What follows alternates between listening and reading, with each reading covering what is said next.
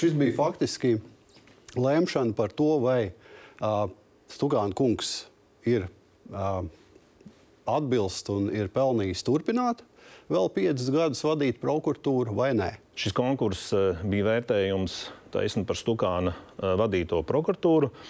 Un visiem šiem prokuroriem, kas piedalījās šajā konkursā, ir līdzatbildība. Mēs varam saprast, ka neviens no kandidātiem nav guvis pietiekamu atbalstu, un proti tika vērtēts ne tikai piedāvātās programmas, bet arī kopumā tika vērtēts to starp viņu redzējums, atbilde kandidātu jau uz konkrētajiem uzdotajiem jautājumiem.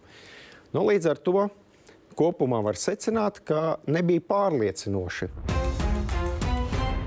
Ko jūs sakat līdz šiem secinājumiem? Nebija pārliecinoši, vai ir pelnījis visu līdzatbildība?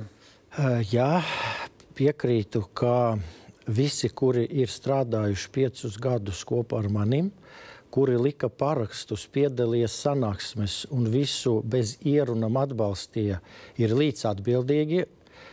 Tas būtu viens. Otrais, pilnībā nepiekrītu, ka tā ir Stukāna prokuratūra. Nekā tādas man nav bijis.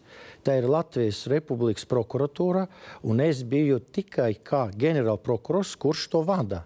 Ģenerālprokurors ir viens, bet mums bija nedaudz vairāk kā 400 prokurori, visu līmeņu virsprokurori, un starp citu šeit arī bija pieminēts, ir tāda ģenerālprokurora padome ar visaugstākām amatpersonām, kur vienbalsīgi atbalstīja visus jautājumus.